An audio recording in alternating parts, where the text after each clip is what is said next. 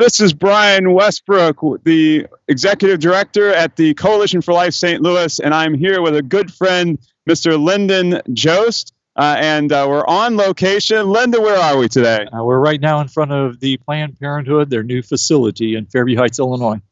So what brings us out today? Why is it so important that we are in front of the abortion facility here? This is a new facility that they've opened in Fairview Heights where they're doing now surgical abortions that they did not do before.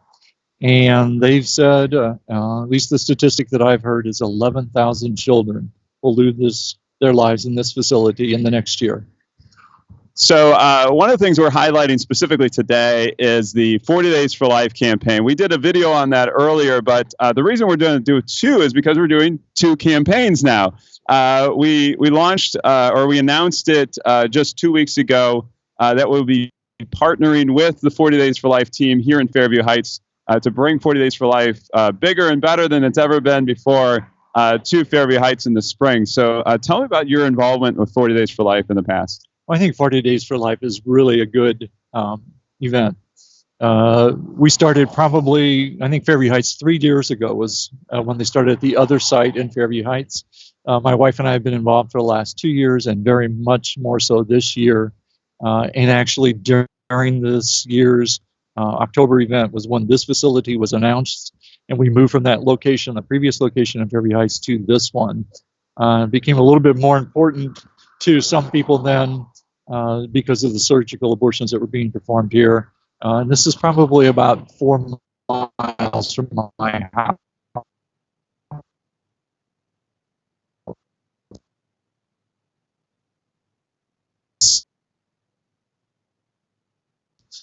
So we're praising God that Saturday, where other abortion facilities, Saturdays are normally their busiest day, but here they are closed for business. So we're very blessed and grateful that they are closed here today.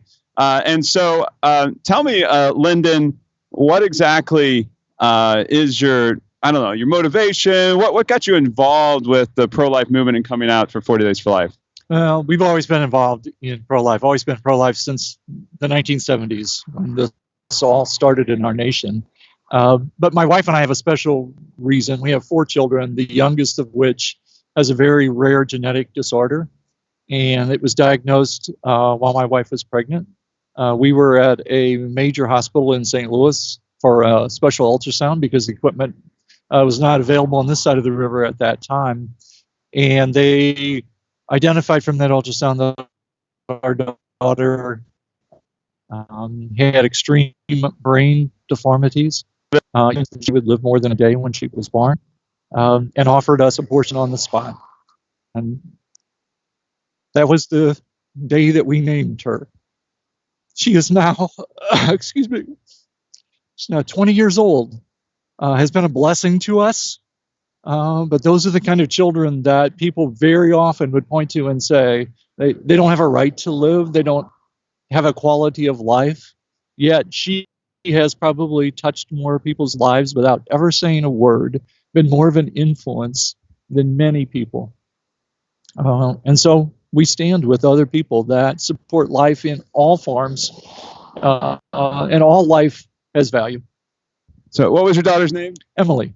Emily. Well, we praise God. I got to meet Emily just a little while ago, and she is amazing, and I'm so glad that you guys gave life to Emily. So what about specifically the prayer and fasting and the outreach elements of 40 Days for Life? Coming out here, how many hours that you were coming out here to pray, and what kind of stories do you have? What kind of things can you tell us about that involvement? Well, I think that it is the prayer and fasting of 40 days that is important, and that is also a peaceful, prayerful vigil in front of the Planned Parenthood. We had regular schedules that we were signed up for, but I have to say that there were times when they were short of people, and they'd send a notice out, and we would come. There were times that we just came because we had an extra hour or two in the day and thought we just need to be here. We actually came on the last day for the last hour to be here. It was interesting when we moved from the old facility to this facility, and for some, how real that became, because now they were closer to the women who were coming, who were looking for services from Planned Parenthood, and it became maybe more real to them what that was. I'll be behind with the Coalition for Life staffers who were manning the front gate as we began to see turnarounds, as we had the Mosaic Pregnancy Care Center right next door where we could send people right away, and the number of people that we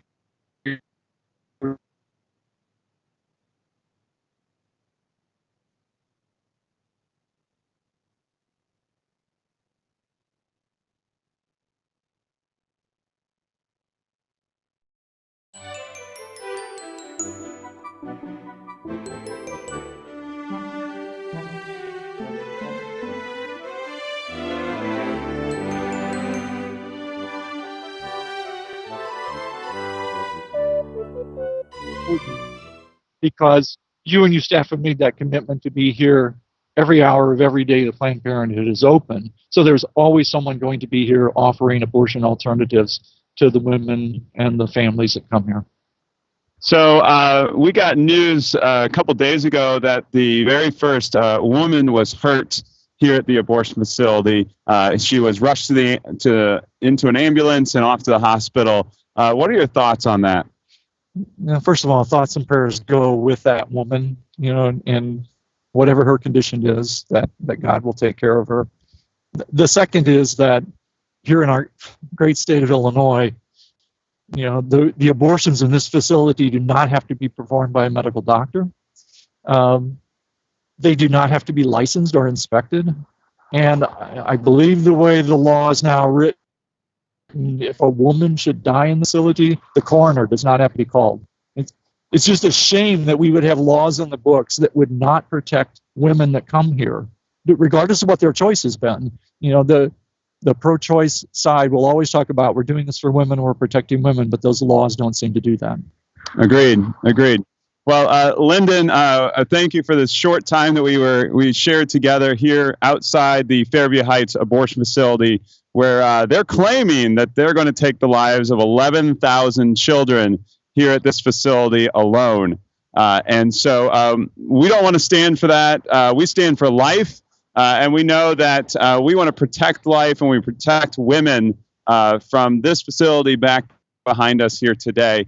And so we want to hit the ground running really strong in 2020, but we got to finish out strong here in 2019. And so we asked you to join us in filling that budgetary gap we talked about in our other videos, $158,000 budgetary gap. And we ask you to join us in filling that gap in 2019.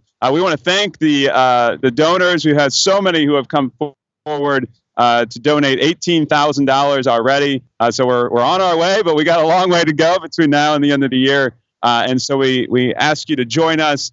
Hit that subscribe button on YouTube, share it on Facebook, donate on the button below here or the link below here, so that we can ultimately save more lives and end abortion in the St. Louis region, both on the Missouri side and also on the Illinois side. Lyndon, any last words for our audience today? Just say that we really appreciate the work that Coalition's doing. We need to support that work, not only on the St. Louis side, but on the Illinois side. So I would encourage everyone to donate. Please do. All right. Well, thank you, everyone, for joining us today in this installment of the 12 Days of Coalition Christmas. And we will see you tomorrow on the next day of Coalition Christmas. And God bless you guys. Have a great Advent and a Merry, Merry Christmas.